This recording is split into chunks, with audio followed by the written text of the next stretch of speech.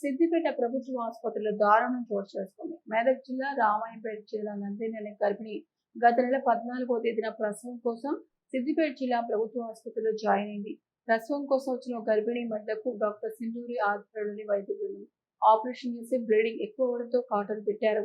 దీంతో ఆ మహిళకు ఇన్ఫెక్షన్ కు గురి కావడంతో బంధువులు సిద్దిపేట ప్రభుత్వ ఆసుపత్రి వైద్యులతో వాగ్వాదానికి దిగారు. తమకు న్యాయం చేయాలని డిమాండ్ చేశారు. మరోవైపు ఆసుపత్రి సూపరింటెండెంట్ మాట్లాడుతూ గత నెలలో ప్రసవం కోసం నందిని అనే పేషెంట్ జాయిన్ అయిందని, నార్మల్ డెలివరీ కోసం ప్రయత్నం చేశామని, కానీ శిశువు ఆరోగ్యమిత ఆపరేషన్ చేశామని, అయితే బ్లీడింగ్ ఎక్కువ కావడంతో కాటన్ పెట్టామని వెల్లడించారు. దీనిపై పూర్తి విచారణ జరిపి న్యాయం చేస్తామని పేర్కొన్నారు. నందిని సిద్దిపేటలో ఆపరేషన్ అయింది, డెలివరీ అయింది. ఎప్పుడు ఏ డేట్ అయింది? ఏప్రిల్ 14. అయితే 9 రోజులు ఉంటాం ఇక 9 రోజులు నుండి 9 రోజుల తర్వాత డిశ్చార్జ్ చేసింది.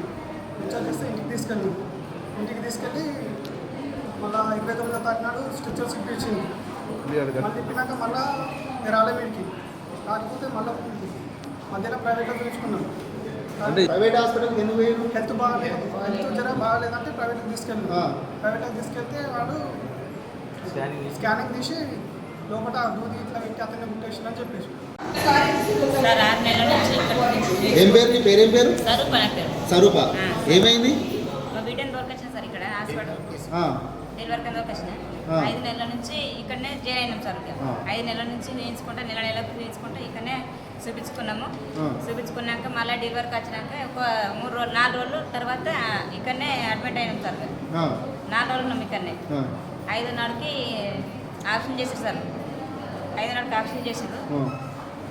ఆప్షన్ చేసినాక 4 రోజులకు 2 రోజులకు మీరు షిఫ్ట్ చేశారు. షిఫ్ట్ చేసినాక మళ్ళీ ఏమైందంటే ఇప్పుడు 24 గంటలకు మళ్ళీ చెక్ చేయాలి కదా సార్. చెక్ చేయలేదు. చెక్ చేయలేదు అని చెప్పేసి మేము అలాగే ఆప్షన్ చేసినాక మంచిగా ఉంటారు కదా, అందరు పాపలు మంచిగా ఉంటారు కదా, మన పాప కట్టిన ఉంటుంది అని అంటున్నా సార్. వచ్చిందండి గైనిక్ హెచ్ఓడి ఆల్రెడీ మా ఇన్ఛార్జ్ హెచ్ఓడి డాక్టర్ సింధూరి మాట్లాడారు. నేను కనుక్కుంటే ఏం చెప్పారంటే ఇప్పుడు ఆ కేసుకి ఆల్రెడీ సిజేరియన్ చేయాల్సి వచ్చింది. సిజేరియన్ చేసినప్పుడు అవసరమైన బ్లీడింగ్ ఆపడానికి ఇంటర్వెన్షనల్ మాప్ పెట్టారు వాళ్ళు. సో అబ్డామినల్ అయితే మాప్ అయితే లేదు. ఈవెన్ సిటీ అబ్డామినల్ కూడా చేశారు, అంత నార్మల్ ఉంది. ఆ బ్లీడింగ్ ఆపడానికి మాప్ పెట్టారు, జస్ట్ స్టెరైల్ ప్యాడ్. దాన్ని వాళ్ళు మళ్ళీ ఫాలోఅప్లో వాళ్ళు రమ్మని చెప్పారు.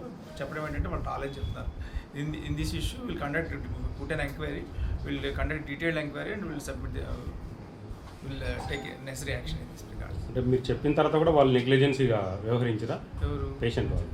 వీళ్ళు మేడం వాళ్ళు ఏమంటారంటే గైనిక్ మేడం వాళ్ళు మేము బ్లీడింగ్ ఆపడానికి ఆ మాప్ పెట్టాను తప్ప వేరే కాదు, ఫాలోఅప్ రమ్మన్నాం, ఫాలోఅప్ రాలేదు అని చెప్తున్నారు. పెట్టి మర్చిపోయారని వాళ్ళు చెప్తున్నారు. మర్చిపోయాడని చెప్పట్లే వాళ్ళు. మా ఫాలోఅప్ రమ్మ ఇంకోటి స్టెరైల్ ప్యాడ్ బ్లీడింగ్ ఆపడానికి పెడతారు, జనరల్ పెడతారు.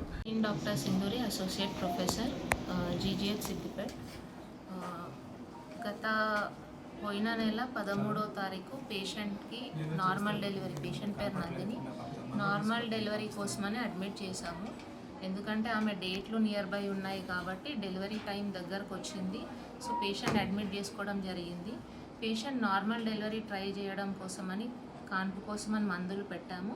పేషెంట్ కొంత ప్రోగ్రెస్ అయింది, కానీ 14వ రోజు పొద్దున బేబీకి కొంత ఇష్యూ వస్తుంది. అంటే నార్మల్ డెలివరీ చేయడం సాధ్యం కాలేదు, బేబీ హార్ట్ బీట్ కొంచెం తేడా వచ్చింది అని చెప్పేసి మనం ఆపరేషన్కి తీసుకోవడం జరిగింది. ఆల్రెడీ పేషెంట్ లేబర్లో ఉండింది కాబట్టి బేబీ అంతా బాగానే ఉంది, పేషెంట్ పరంగా అంతా మంచిగానే ఉండే. కానీ కొంత బ్లీడింగ్ అయిన రీత్యా పేషెంట్ బ్లీడింగ్ కంట్రోల్ చేయడానికి కింద నుంచి ఒకటి మాప్ పెట్టాల్సి వచ్చింది మనము.